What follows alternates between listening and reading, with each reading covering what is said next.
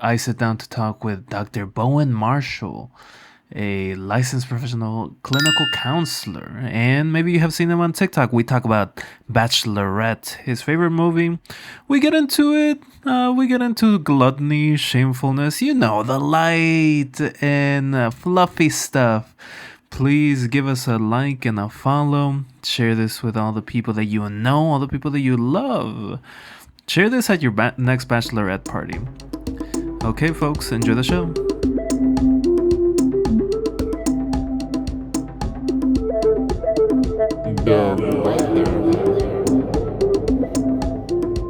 I have never been part of a Bachelorette party, but I have in fact been in Nashville, which is where I do believe all Bachelorette parties start and end.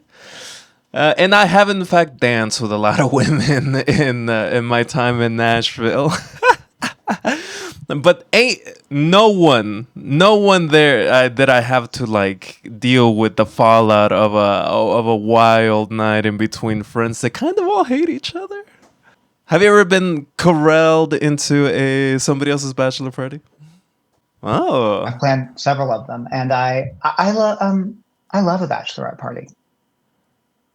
I love that you get to come together for a friend who likely has been looking for someone that's going to care for them and love them for the rest of their lives. And you get to capture this moment in time of them transitioning from the self they knew as an individual to this person they're going to be. And I think in that process, it's never easy. And the bachelorette party to me is supposed to be that one last kerfuffle. That now this is assuming monogamy, right? And this is but even with the assumption of polyamory, that you're making decisions that are more autonomously based and less based on how does this serve us as a couple. And so I think it is a time of revelry and a time of having a lot of the conversations that you need to have before your friend starts this next chapter. nice. That's so nice. I have never planned a bachelorette party. I've been part of the planning of a bachelor parties, right? But never a bachelorette. What's a bachelor party about? Well, I've had very emotional ones where we're kind of just sitting around, drinking and smoking, and just and reminiscing of the time that we had in college. And also, other ones are as simple as we're gonna go see the Bulls, then we're gonna go bar hopping, and live within that ruckus. And I like them both. I like them both. I like getting emotional with my homies, and I also kind of like yibber yabbering across the west town and the west part of Chicago. So it's maybe not as healing as the one that you described. The other thing too that I'm aware of is there tends to be a gender difference in heterosexual marriages between what's expected of the day of the wedding party, right?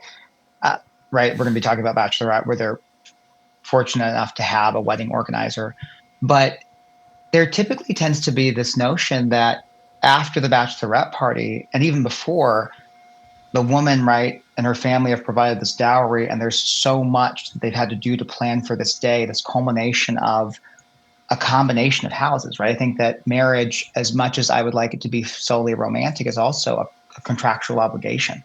Mm-hmm.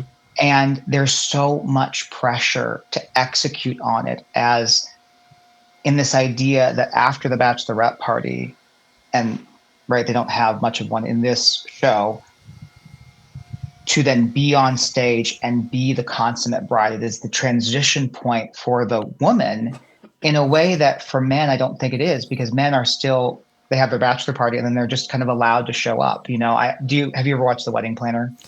I don't. It doesn't come to mind right now. Oh, I love Jennifer Lopez. I think she is fantastic in that role.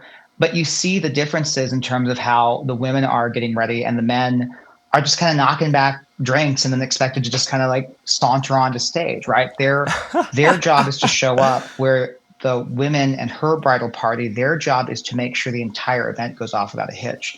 And so I think the Bachelorette party is this place of intense, idealized relief that does or does not happen. I have, in fact, been helping my buddy get dressed at a church and myself like getting dressed as well, and we have in fact opened up a couple of beers at like 11 a.m. And yeah, did we just kind of like screw around a little bit while like it seemingly everybody else was getting everything done? Yes, of course. Yeah, and that's the patriarchy, and we are against the patriarchy here at Dovewhether. I am your host, AP, and today I'm joined by a dynamo. I'm joined by a typhoon. I'm joined by a tsunami of public education around the mental health sphere. Today I am sitting with Dr.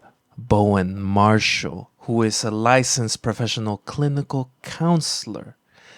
He completed a bachelor's degree in cognitive psychology at University of Kansas, a master's degree in clinical mental health counseling at Ohio State University, and a doctorate in the same school for higher education and student affairs. They use their expertise for public education through TikTok, Instagram, Substack, on a variety of these subjects.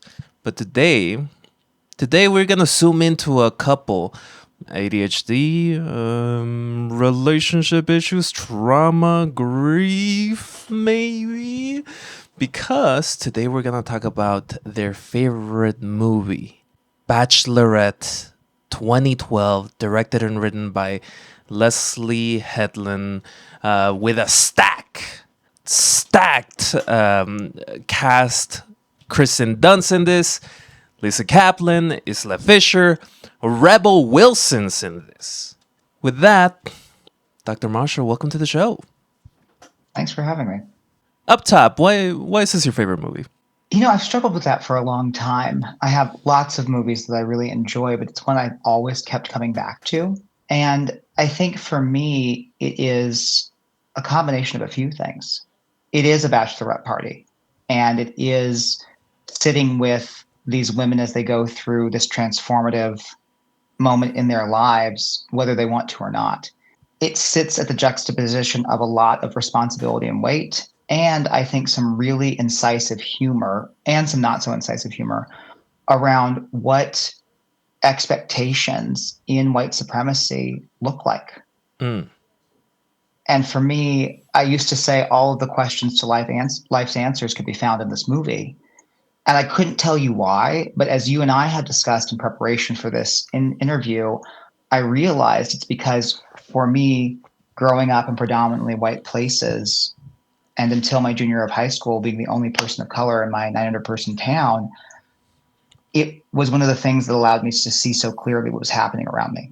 It is a complex movie, a movie with complex characters, written and directed by a woman in a time where it felt like this type of movie isn't allowed to be made. Of course, more were made. The year before, the movie Bridesmaid came out, written and directed by Paul Feig. But this movie sits different, in a different position than that movie. And really, when you brought me this movie and when you communicated this kind of white supremacy that is imbued throughout the movie, it opened up my mind a lot more about what is in here. And I will say that, like, does it have every answer to life's questions? I don't know. Every question to life's answers. Every question to life's answers, I don't know. But I'm excited to talk about this. We talked about white supremacy, but like another thing that you brought up is that there are the characters within this that represent maybe an undiagnosed ADHD characteristics, and of course there's other items. One of them being about white women rage and how that contrasts to like male rage in its position in society. There's a couple of things that I saw here that are very interesting to me. One of them being the kind of like the internal dynamics of a group. That's always very interesting to me. So let's talk about the characters to start. There is one queen bee here, and her name is not Regina George, but it's still an R, Regan. What do you think about Regan? I think she is doing the best she can in her mind. And I think she wants so desperately to be validated in the system that she's in, right? She went to Stanford. She reads to kids who are cancer patients, right? And she wears these signifiers of her worth as loudly as she can without trying to overstate them.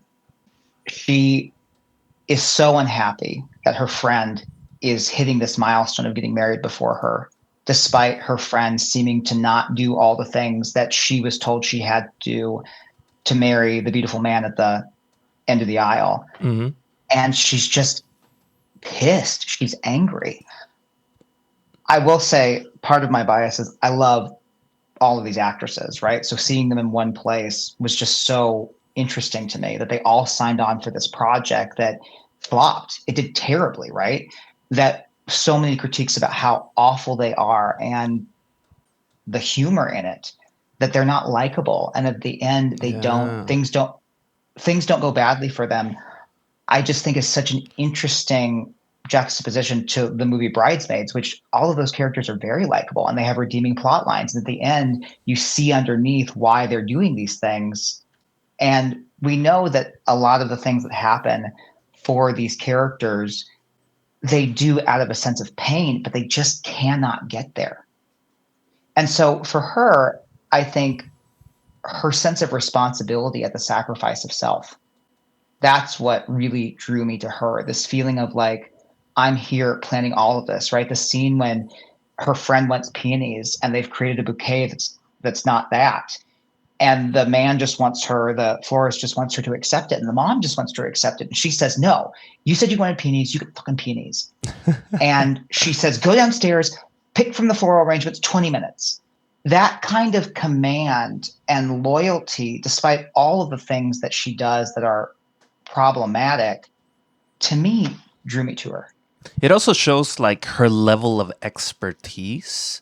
Like she knows what is happening literally every part of this wedding.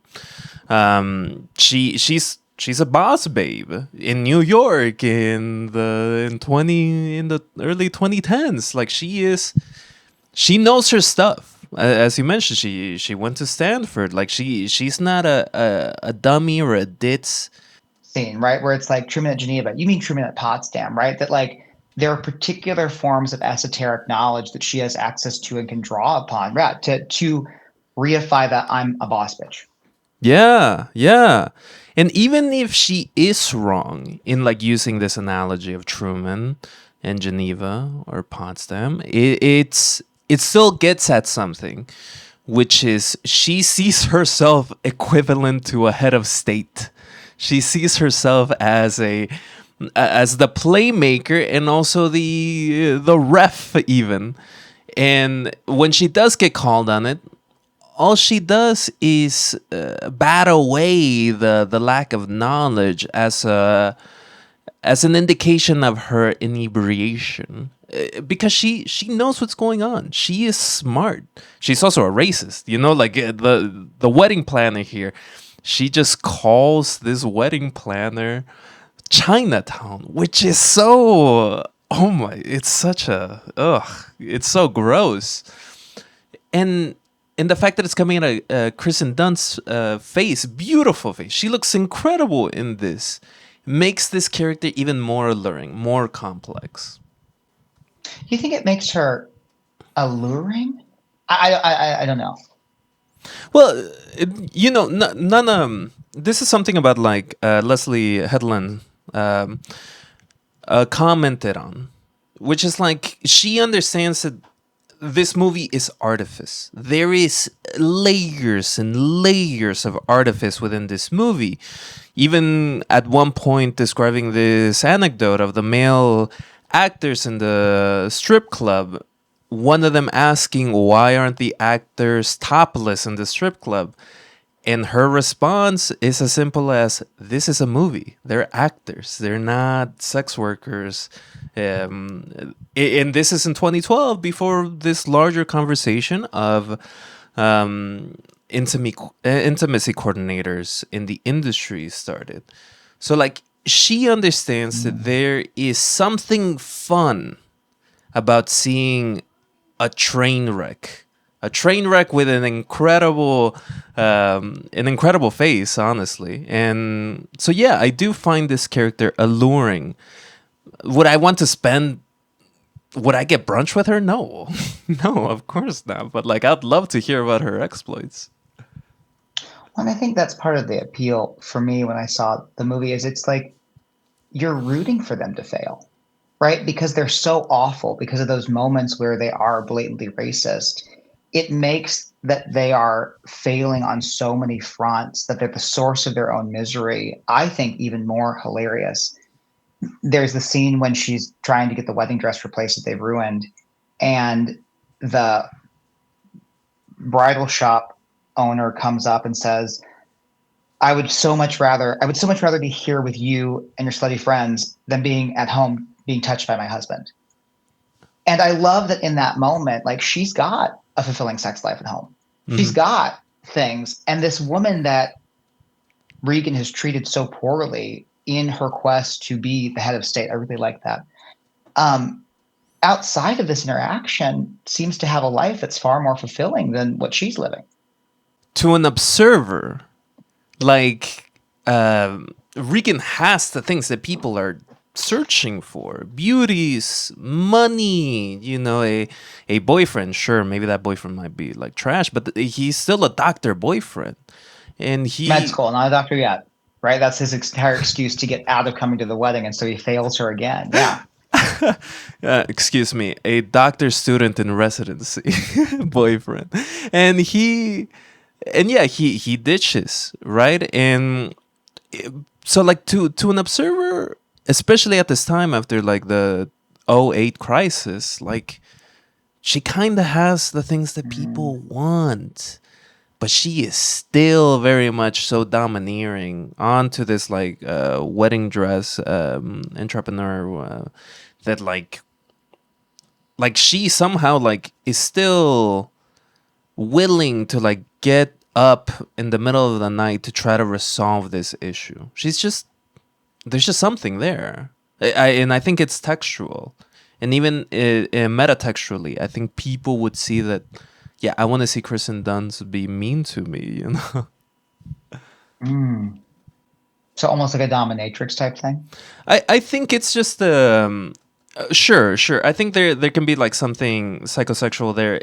I think though, yeah, at baseline, Kristen Dunst has a history of playing characters that are way less bitchy.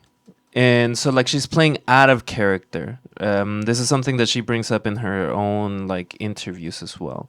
And that's once again alluring. This is Mary Jane after all, just a handful of years before this. It's so interesting to hear because I don't know any of the context. I never looked up the history or the context around it, which is weird because I've read the oral history of Clueless, but I never really thought to do a deep dive beyond knowing that it's a representation of one of the 7 deadly sins around what these actors and the director thought about the film.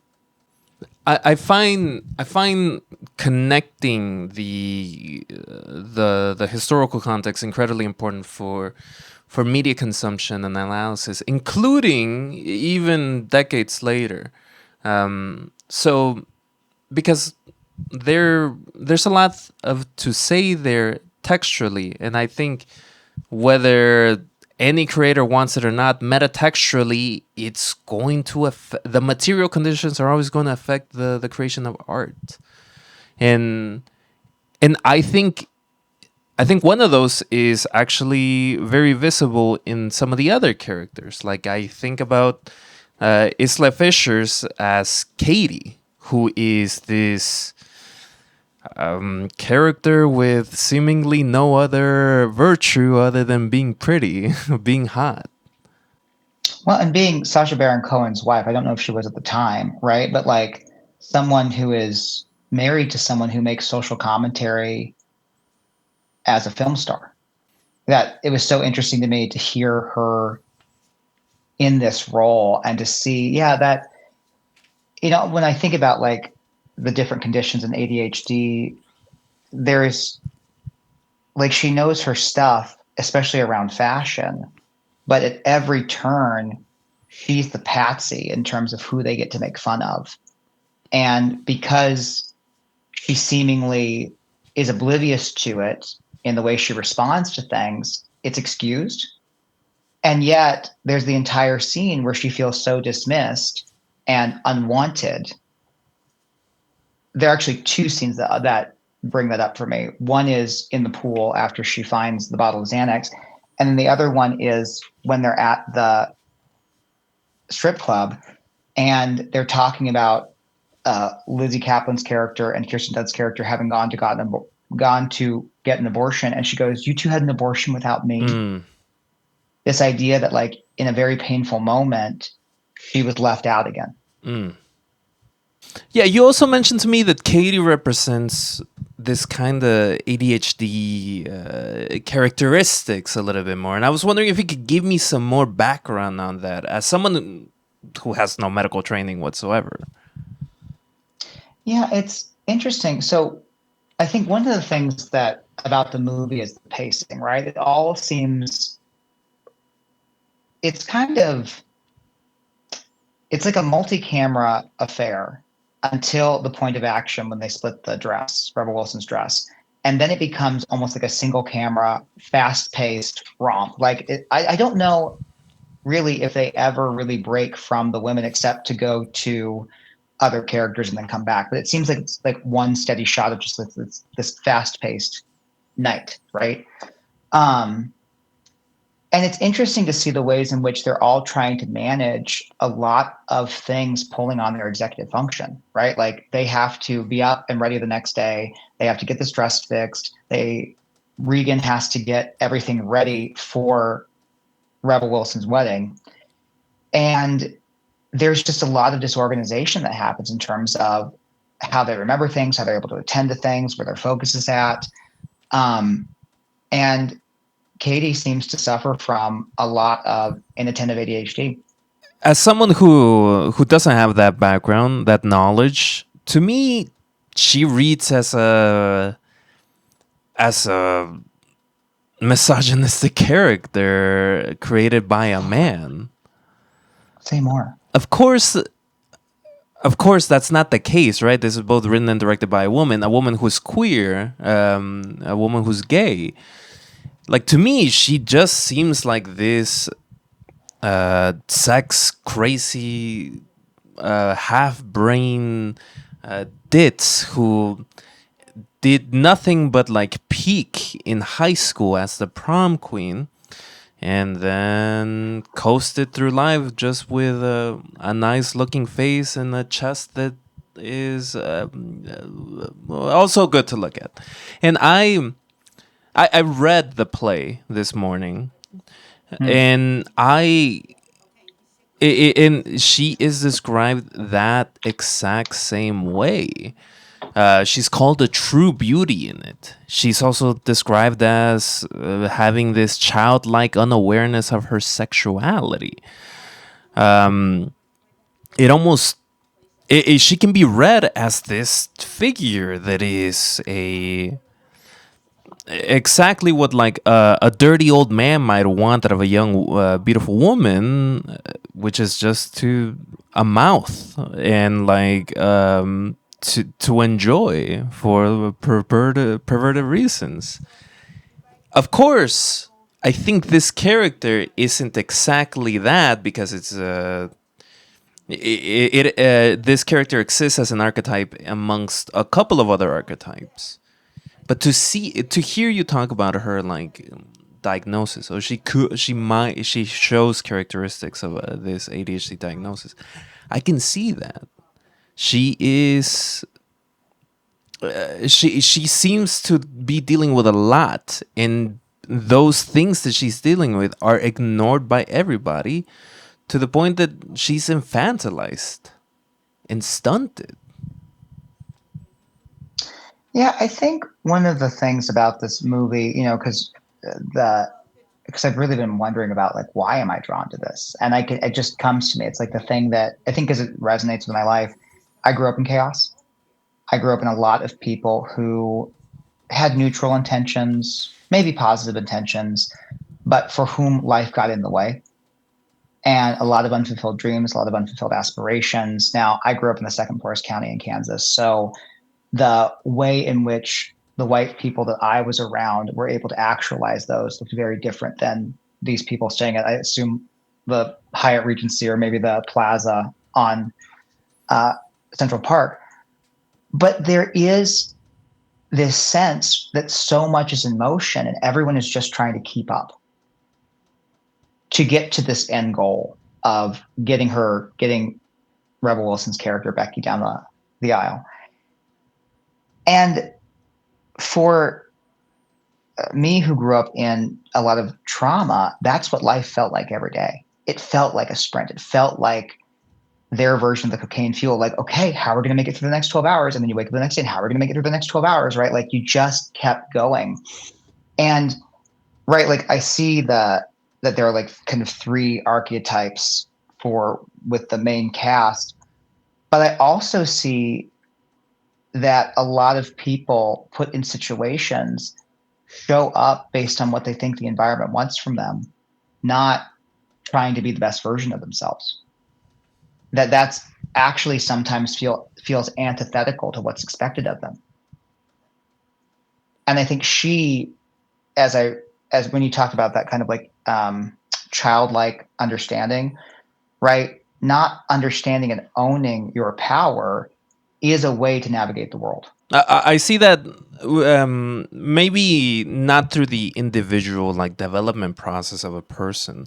I do see that more through the political lens of people wanting to opt out of the difficult concepts in life, like war, like poverty, and to just say, I am not political. I don't know enough. I can't speak about that. Just a couple of days ago, LeBron James literally just talked about wanting to go to a place where a genocide is happening because he's only heard good things about it. And the same thing with Really? Wow. yes, the same thing with Kevin Durant, and where Kevin Durant was very much pushed into trying to talk about a drone factory that he is invested in, drones that are going to be used in war. But like he didn't want to like talk about that. He wanted to talk about these trophies. And this all happened in the All-Star weekend, of course, right? And I see that kind of like willingness to put up blinders or be childlike through politics, right? Of course, the lens that you are seeing is a way more educated on the development course of a person, and so I think we're getting to the same point here, where Katie is way more complex than just high heels and a big chest. Despite the fact that she says, God blessed me with perfect tits, it's only right that everyone should know, right? Like, I will say I'm also a sucker for very fast dialogue. I love the first 6 seasons of the Gilmore Girls, and I love an ensemble comedy where there's a balance as opposed to one clear person that's dominating the dialogue. So, but yeah, I think people are always more complex than we see them at first blush. Maybe that's my bias, though, because that's what I do for a living. I think that's a good bias to have. I think that's kind of what like I want most people to take away from in this show. Like narratives are nice to keep in your mind for the sake of navigating the world. They're not an excuse to ignore the world, though. You have to be able to change your mind with new information. And like, I think you mentioned there that Katie might be walking around with this like naive version of herself. Um, for protection and to navigate the spaces that she's in. And one of those is the strip club. At one point before the abortion comment is made, you can see her on a pole.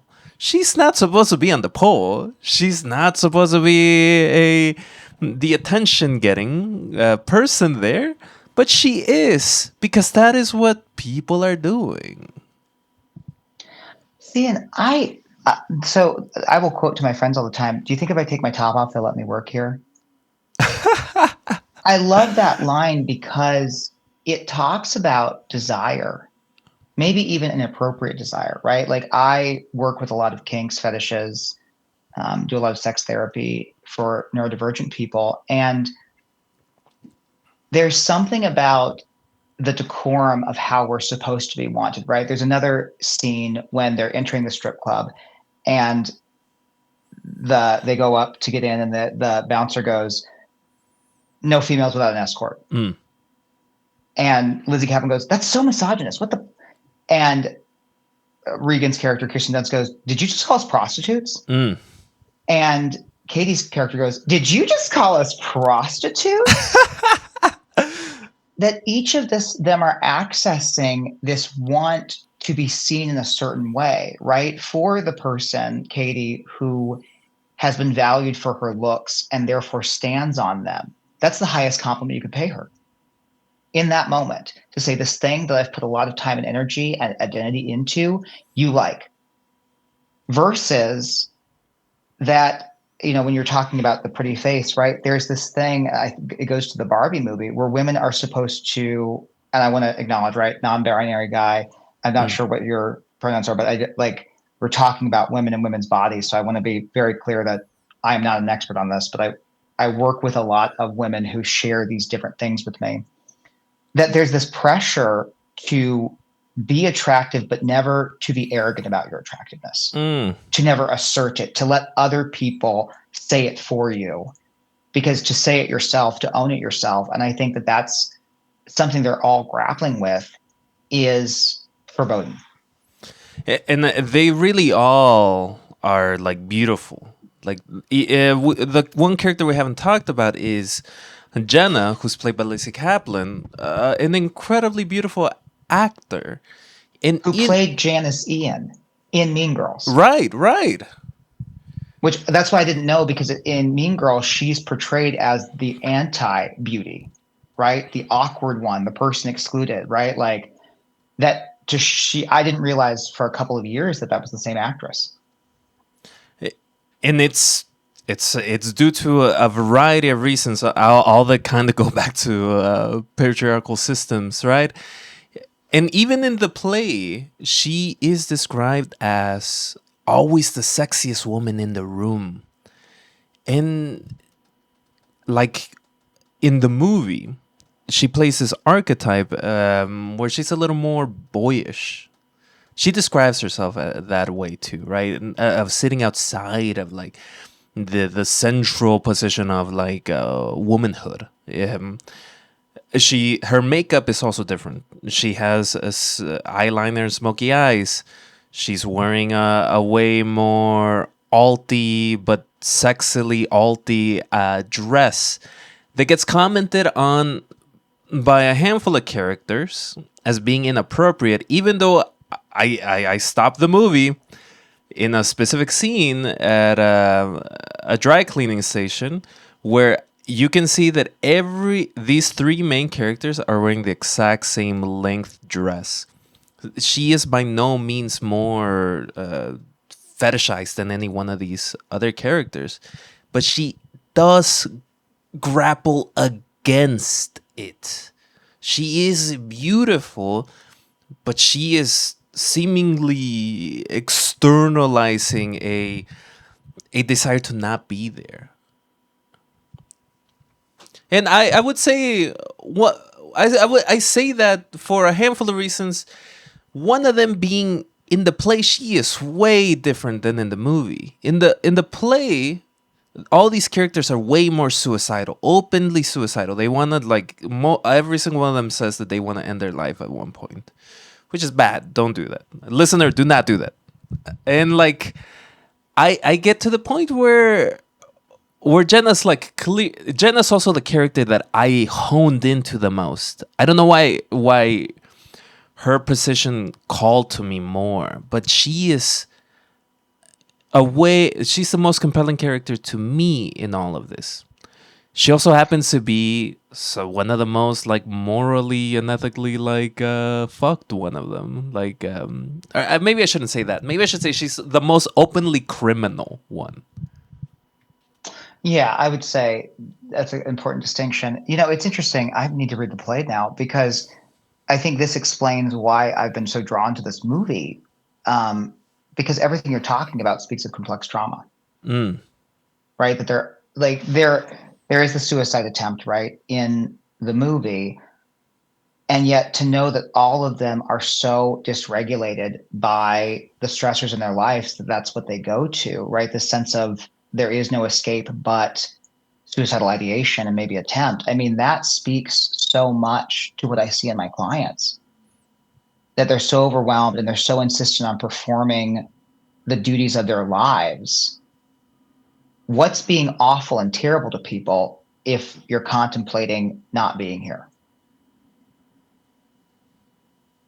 And right, I agree. If that's something that you're struggling with, please reach out to the National Suicide Lifeline at 988. And I talk about my own suicidal ideation, right? That like when you grow up in expectations that you can never seem to meet. I mean, her use of drugs is to me such a hallmark of what I see in a lot of neurodivergent people who are drawn to drugs. Is it's a way to calm the brain when there aren't other resources to do so. It's a consistent relationship that sits with you when other relationships have failed. And right, her arc through the movie is trying to rekindle this most important relationship with her ex that fell apart and she's never moved on from and doesn't want to at the end of the movie. So it's interesting to hear that this is a distillation of even more emergent mental health issues. Right. Yeah. And Lizzie Kaplan plays it great. She goes through some very high highs and very low lows in this. In the span of like a couple of scenes, even her whole attempted relationship with Clyde is kind of maybe the secondary like emotional center of this movie, or maybe even more than the one with Becky and Dale. Who are actually getting married, but like we see more of Jenna and Clyde's relationship, and we also see them in kind of an upswing of that. And I do think of, I also want to bring this character in to talk about something you brought up, which is shamelessness. I find this character so shameless. In the one scene that I went back to in our conversations is this blowjob description scene in the airplane, which is being directed at an SNL alum, Horatio Sanz, and she talks about like the levels of blowjobs that you give people to keep them on the hook, or for self-satisfaction, or also for a sense of like self-hatred even. And ultimately like she shoots down Horatio Sands approach to her, his advances. And I find her like existing in this like shamelessness, or what can be described as shameless in polite society, in the general monoculture. Yeah, it's interesting to me because that is. Did you ever watch Friends? Yes. There's that scene where Monica does the orgasm scene, like you start with a 1, a 2, a 1, 2, 3, a 4, a 5, a 6, and 7, and she basically does a nod to When Harry Met Sally. Mm-hmm. and the orgasm scene there. And to me, it was just so interesting to see that same trope flipped and to talk about male blowjobs in that way. In a way I hadn't heard it before. And yeah, I think there is a way that she owns her sexuality while not owning her intimacy. Mm. And I think that's what is so intrigues me about the movie is where they're focused on. There is a shamelessness, a sense of I should break through the barrier. I should do this differently. I shouldn't be held back by this. And yet there's all this other shame that's unprocessed. And I think part of, when we talk about shamelessness, I mean, the entire scene where they split the dress, that there's so much, they're not worried about their friend Becky and what her feelings are. They're worried about getting caught. In fact, they're not even worried about getting caught. They think it would be funny to tag her in this picture to like shame her on that day for her body size. And to me, it's all this unprocessed, unintentional shame that for me is why I'm writing a book on shame, but that animates the entire movie. It's all the tension. It's all the bias. It's all the things that happen are in some way a reaction to shame. And I think that's also, the piece around the 7 deadly sins, that this is gluttony as a sin personification, that we're supposed to be ashamed of our sins. So much shame that you're supposed to go into a little room and like verbalize them to a guy that had no connection to them in confession. Leslie Headland created a lot of art around this concept of the 7 deadly sins. This one being about gluttony, this movie being about gluttony. I think every single one of these characters fits that. This kind of need for excess, for more. Katie wants more sex. Regan wants more status. Gena wants more cocaine. So like every single one of them wants much more of what they have and maybe even need. And it brings about many disasters in this. Have you ever heard of like Tony Robbins' 6 needs that everyone has? No, but like, what are they? Yeah, for me, I just think there's such a helpful framework. So there are 4 kind of more basic needs that build upon each other, and then 2 spiritual growth-oriented needs. They're certainty, uncertainty, significance, love and belonging, and then growth and contribution. And to me, right, as you said, Gena doesn't need more cocaine. She needs more certainty and connection. Ideally love, but she settled for connection, and that connection's been to cocaine. Regan needs significance that she's using status as a proxy for, but she actually wants to mean something in someone's life, and she's actually got it, right? She means a lot to these people. You can mean a lot to someone and they don't like you. And I think she's really kind of trapped in that she's gotten the significance she's want, but not in the way that she wants it. And I think that Katie desperately wants a sense of connection and love, but goes about it in terms of pursuing significance through how she looks. And it's interesting to think that because the diagram of the movie, that certainty and uncertainty, I don't know, I'd have to think on those. I see that. These characters clearly want more. Like the thing about gluttony is not that like it's to go beyond what is necessary. You need a certain amount of food with a certain amount of like vitamins, minerals, and so on to like have your body facilitate it. But like it gets to a point where when you eat so much or when you want so much satisfaction that like it causes a push against the quote unquote natural. Of course, I don't believe in gluttony, right? Of course, eat that slice of pizza, babe, please.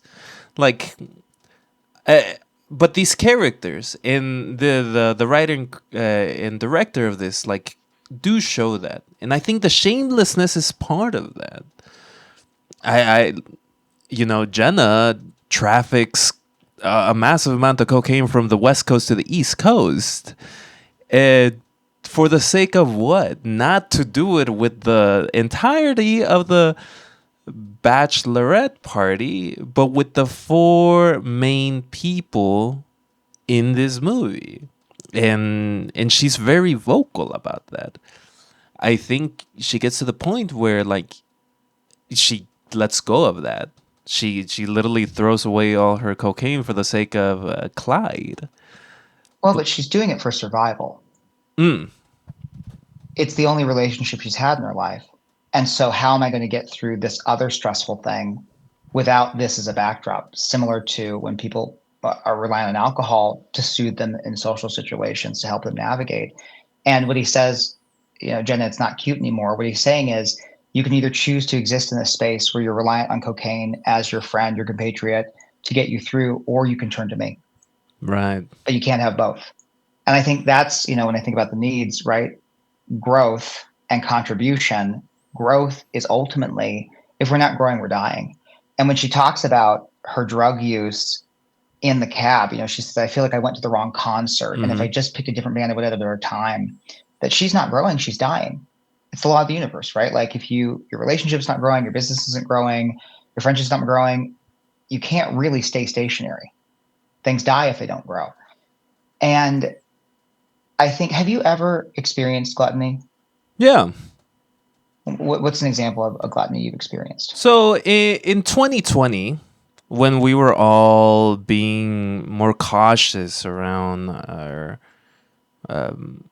around the world due to COVID, one of the things that I did was, instead of finding a more useful time with my idleness, I just stuffed my face with food, or with alcohol, like, to a point that I would say was bad.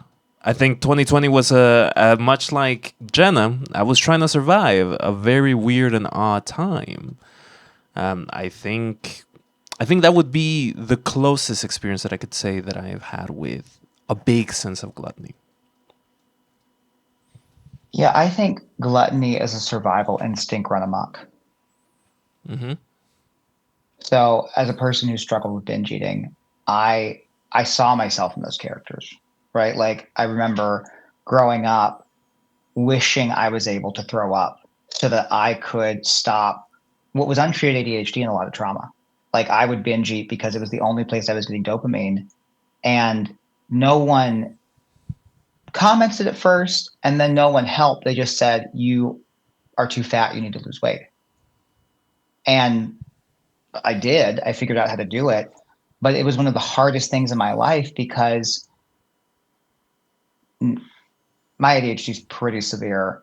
And when you're in a state where an environment isn't able to give you a sense of love and connection, you develop a hole in your sense of self. And especially in childhood, right? I think that's also the age of these women in this movie. A lot of the stuff starts in childhood, right? Her precipitating event with the abortion starts when she's a teenager. That when that happens, to the outside, it seems like gluttony. And I think there can be gluttony in terms of greed, right? But that's a different sin, right? Mm-hmm. Gluttony is one of excess, but we don't talk about what's driving the excess. And because greed is a different sin than gluttony, for me, gluttony is very much survival run amok, that it is this want to consume because what you've consumed so far salved or made you feel better or somehow treated you. And you think, oh, if I just do more, then I'll be cured. I'll be better. And each of them, right? Like when she is in the scene, she goes, "Why? I thought you stopped that. Why are you still doing that? I just wanted something for me." Mm. All of this chaos is, and I think like that's also about like the control, right? A lot of eating disorders are about a lack of control, and food is one of the things that you can control. And so, yeah, I think like right in the pandemic, what you're talking about is you're at a loss for social connection. You're alone. Who knows if we're going to survive this thing? Why not drink and eat, not out of greed because I want to have these things, but because I'm terrified that my life is going to end. 100%. And I think that is very much both in the movie and in the play. We talk about gluttony, and yeah, we talk about it being a survival response. It's also a reflection of the beauty standard. Like, I think it's very evident that the three principal B what are they called, B faces, Two faces, yeah. are skinny and attractive in the way that the beauty standard of 2012 demanded. And I think it's evident that, like, the woman that's actually getting married, the one that has the thing that all of them want, Becky, is fat. The play makes it so visible. We talk about gluttony as, yeah, one of the side effects of that is an increase in body fat. But, like, these characters are constantly talking about the weight of Becky. Becky is called pig face, and I'm gonna read you this line here from the play here. This is Regan talking to Becky about why it makes no sense that she is getting the thing that she wants. She says, "Do you know what people think when they look at you? Random people on the street, they are, what's the right word? What's the exact phrase? Grossed out. That's what they are. They're grossed out. And if you think that marrying Dale will fix that, it only emphasizes it." Which is so... It really does show to me how this movie is interested in, like, complex topics and positions in society that 2012 was not ready for, honestly. And I struggle with that, seeing how these characters all hate and hate fatness and use fatness as a pejorative, especially in the eyes of someone in 2026 and someone who is not white. I am Mexican. I like a little thickness in my people. So, like, it's very interesting seeing that.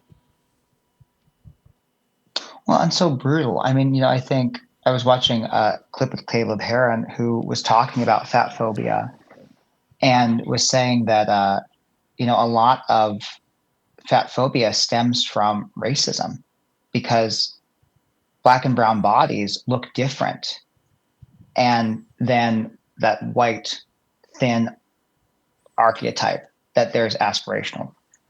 And that, when people attack fat people, heavier people, they're also bringing up all these old racist tropes about what bodies should and should not look like. And, I think it's so interesting, right, that, like, they're gluttonous in their use of cocaine, but unlike food, it doesn't show up in the body the same way. It actually shows up in an idealized standard in terms of that white racial beauty standard. And, hearing that piece around, that line from the play, that is so brutal because, for many reasons. Oh God, I'm trying to remember what exactly the quote was that you said. Which one? That you being with him, you think will change it, but it highlights it. It goes like this.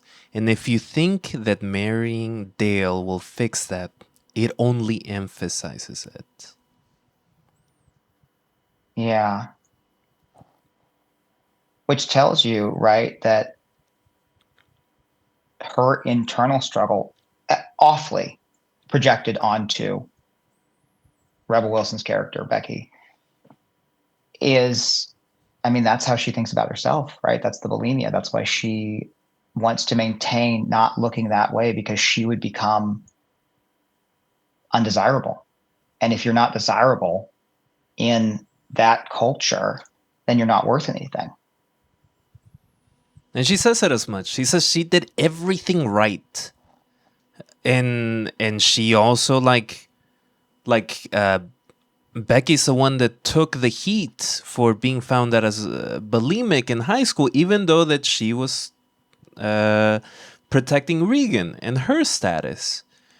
And I find the use of gluttony as the sin to make this larger piece of art very interesting there, and the way that Hedlund like changes that, removes that this expectation, or maybe like increases the use of gluttony as an adjective there, as a use of an internal struggle.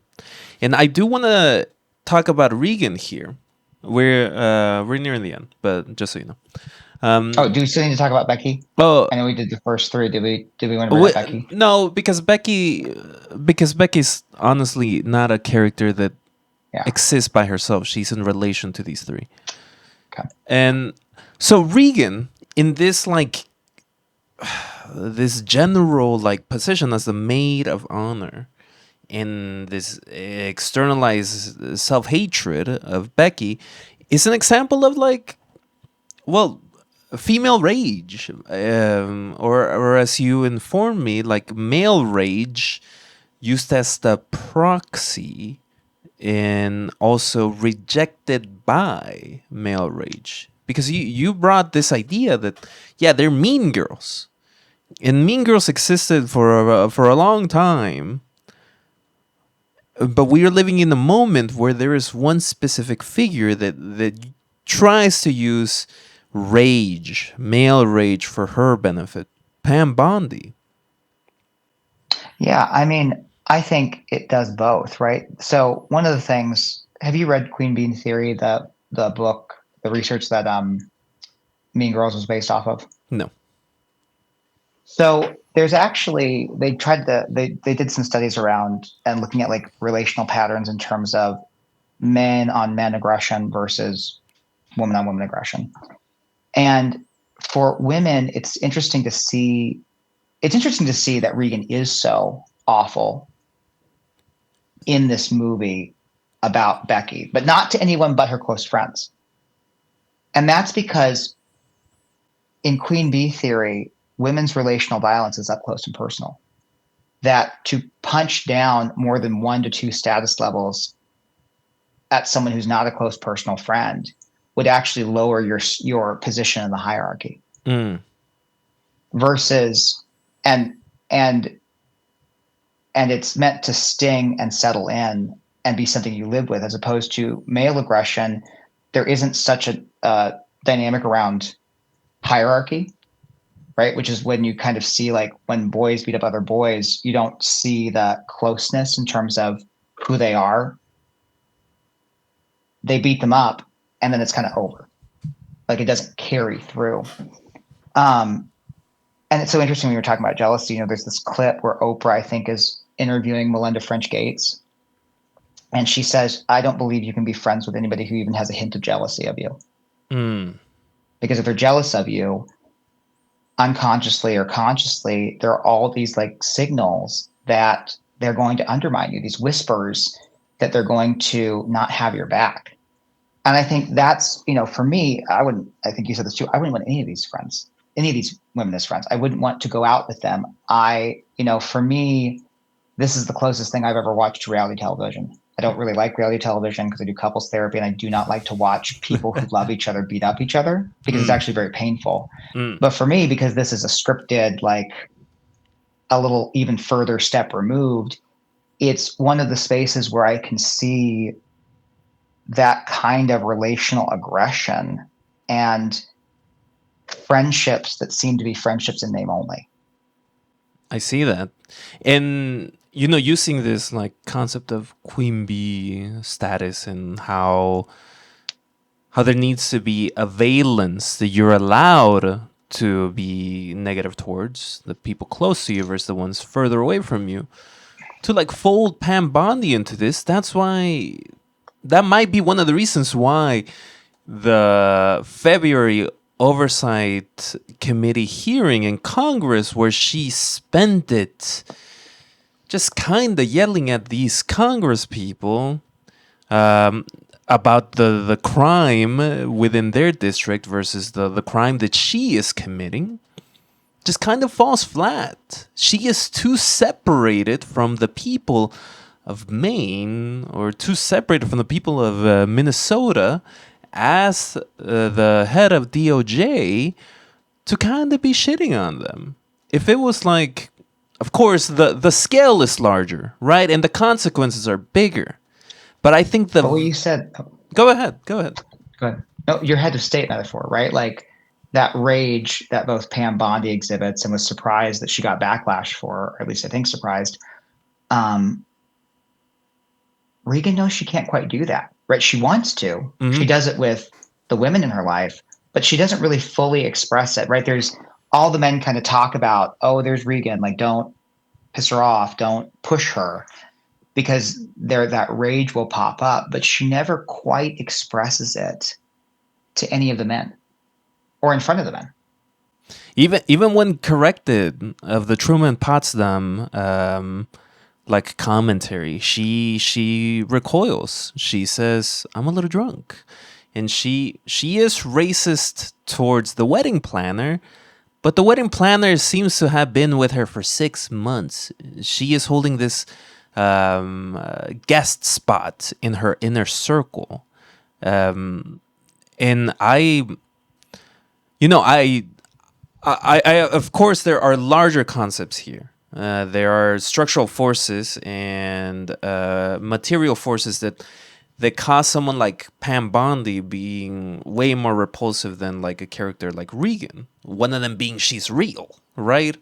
There is a real Pam Bondi that was the AG for Florida and who is now the DOJ head, who is actively smearing people that are being victimized by ICE. And any general observer sees her complain about the violence that is being prosecuted in blue states, as she would say, and how that is not enough, while her being like, hey... While her being a fucking criminal. Like, it's nonsense. And I think the people of the United States, whatever level of political education, can call that as what it is, bullshit. I hope so. I think so. I think we're in a position in time where a lot of people want a larger response to the status quo of the last 10 years, the Trump era. And we are recording before Pam Bondi gets sacked, but she might get sacked. If Bovino could get sacked, she could be too. I was going to say, when you take a position, what is it? Is it by, what's it when you like get in a position not because of qualification, but because of loyalty? Nepotism? No. Cronyism? Largesse? Cronyism? Can't remember. But it's like, live by that type of appointment, die by that type of appointment, right? Like, right. In some ways, the loyalty is also you're a fall person. And so I do sometimes wonder to what extent that's in the calculus for when they take these jobs. I think that's why Pam Bondi and her ilk faceplant at every turn to show their subsequence to Trump. That is part of the reason why they're there, to be the fall guy and also to fall down on your face in praise. But with that, we have one segment here where we talk about hope, where we talk about the things that are bringing us a sense of joy or positive emotion within us. That's right, we're going to talk about a Hopecast. So, Dr. Marshall, I would like to ask you, in this moment in time, what is bringing you a sense of joy, happiness, or hope? I have so much joy that I think we're at a place. One of my I don't know if it's macabre to have a favorite definition of dystopia, but I think I shared this with you. One of my favorite, because I think it's most accurate, is that a dystopia is when the majority was treated the way the minority always was.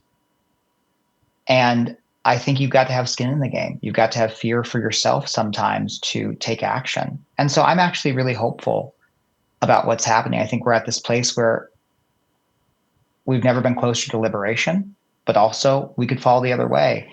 And my hope is for liberation. I'm with you on that. I think we're living in some dark times, and those dark times produce an interest in change, and it's up to people with a real political strength to want that change. As for me, what's bringing me hope these days is, I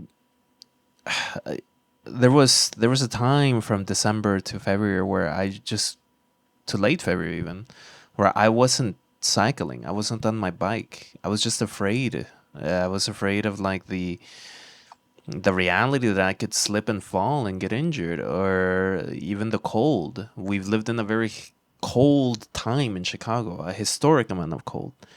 And now I've been riding the bike a little bit more, and I'm long-time listeners know that I am a cyclist through and through.